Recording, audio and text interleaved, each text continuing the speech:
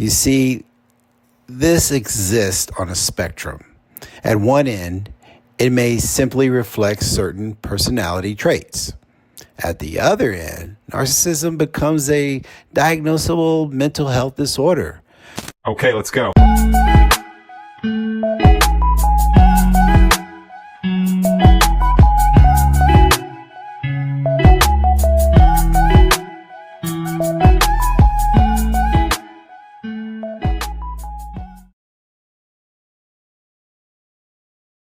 Hello, everyone. In today's episode, we are addressing a topic that is often misunderstood: narcissism and mental health. Many people confuse the two, but they are not the same. This episode, we will break down the differences, debunk common myths, and provide insights into how we can approach both with understanding and care. If you are listening for the first time, first of all, where have you been? But just the same, subscribe and turn on notifications so you do not miss any other upcoming episodes. All right, so let's talk about this topic, because have you even wondered how narcissism differs from mental health struggles? It is definitely not a common thing that people talk about.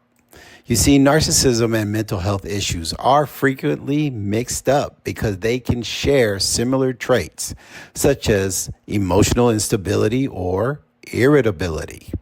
However, these two come from very different places.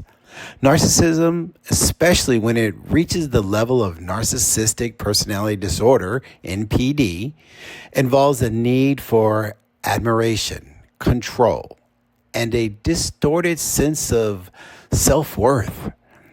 Mental health disorders, on the other hand, are rooted in internal emotional struggles, chemical imbalances, or past trauma. Today, we will break down the key differences between narcissism and mental health disorders. I want to also tackle common misconceptions and provide strategies for navigating both with clarity and understanding. So let's start off by understanding what narcissism actually is. You see, this exists on a spectrum. At one end, it may simply reflect certain personality traits. At the other end, narcissism becomes a diagnosable mental health disorder. For instance, Narcissistic Personality Disorder, as I mentioned earlier, NPD. But the key traits of narcissism, they include this way of doing things like grandiosity, which is an exaggerated sense of self-importance and a constant need for admiration. Another component is lack of empathy, difficulty recognizing or caring about other people's emotions. What about entitlement? Belief that one deserves special treatment and privileges. And then there's also manipulative behavior, and that's using others for personal gain. You see, when narcissism becomes NPD, it significantly impacts relationships and daily functioning, often leading to interpersonal conflicts and emotional distress. Now let's talk about mental health. That refers to our emotional, psychological, and social well-being. This affects how we think, how we feel, and how we act. Common mental health disorders include depression, which is a persistent feeling of sadness, loss of interest, and low motivation. There's also anxiety, excessive worry or fear that affects daily life. And then there's this bipolar disorder, extreme mood swings between the high and the low states of existence. Unlike narcissism, mental health disorders stem from internal struggles like chemical imbalances or traumatic experiences. These disorders are often not about manipulating others, but more about trying to cope with overwhelming emotions. Now, let's focus on these key differences between narcissism and mental health, because narcissism is about external behaviors. Remember, I mentioned grandiosity, manipulation, and there is this self-centeredness, whereas mental health issues, on the other hand, reflect internal emotional struggles like sadness, anxiety, or even mood swings. And there are some core differences. Narcissism often involves seeking admiration and control over others, while mental health disorders are about managing emotional pain, stress, or chemical imbalances.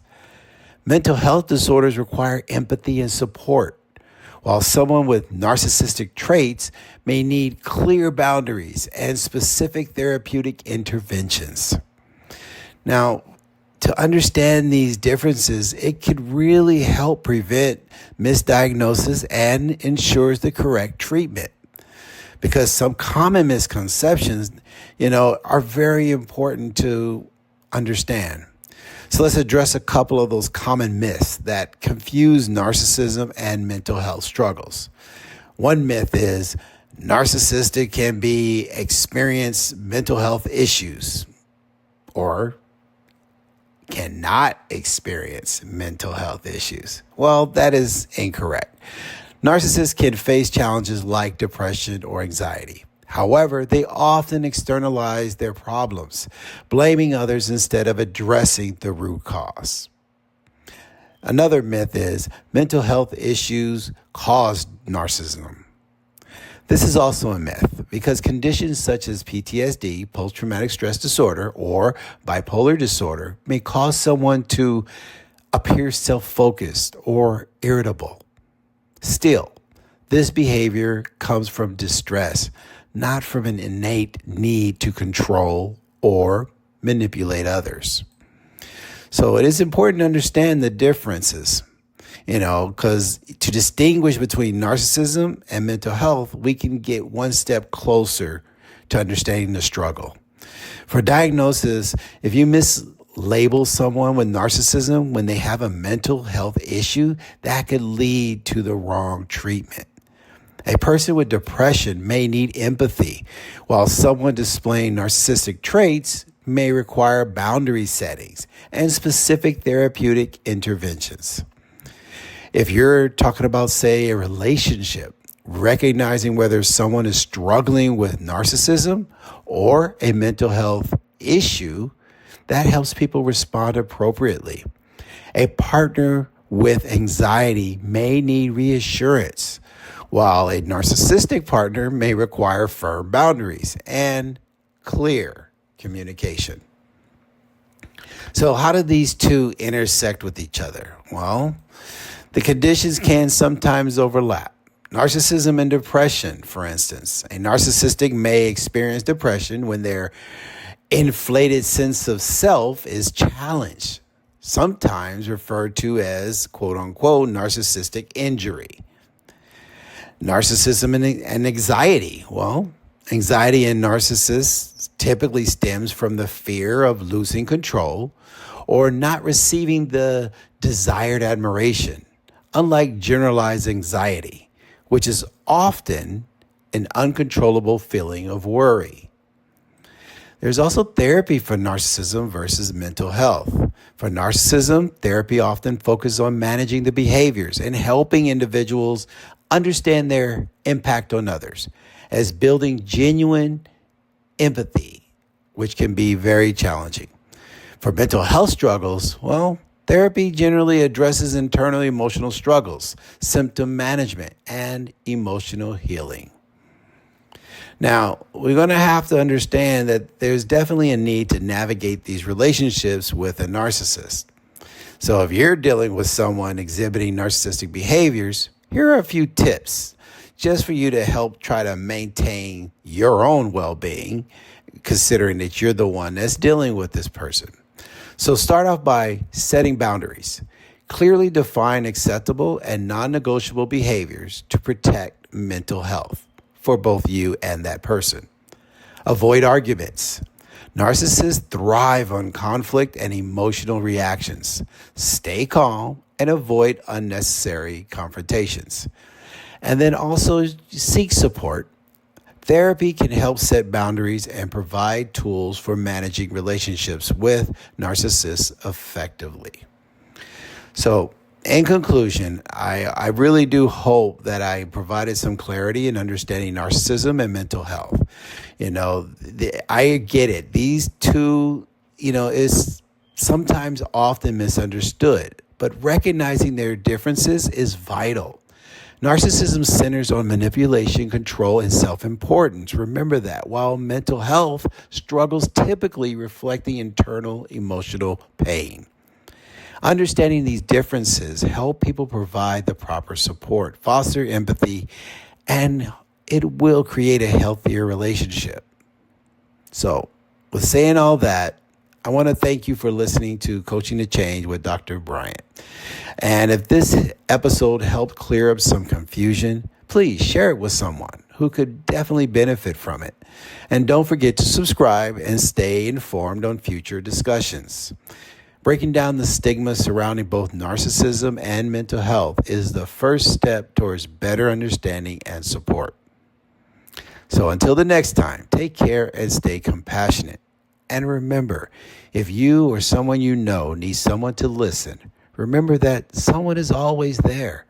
But if you're not sure, contact me. I'm always here. As long as God continues to bless me with another day. Thank you. My name is Dr. Bryant. You're listening to Coaching to Change. I look forward to bringing you more information. Take care.